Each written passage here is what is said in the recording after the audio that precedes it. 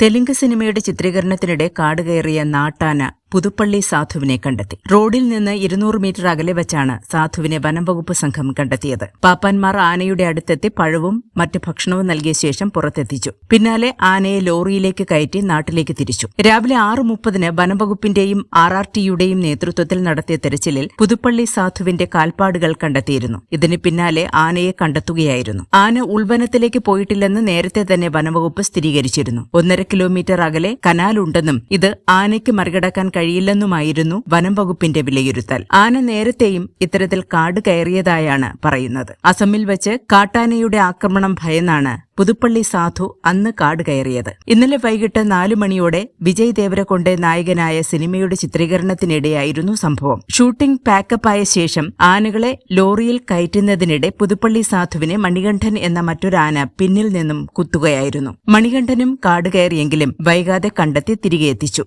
എന്നാൽ സാധു ഭൂതത്താൻകെട്ട് വനത്തിലെ തേക്ക് പ്ലാന്റേഷനും മാട്ടുങ്കൽ തോടും കടന്ന് തൊട്ടടുത്തുള്ള ചതുപ്പും താണ്ടുകയായിരുന്നു.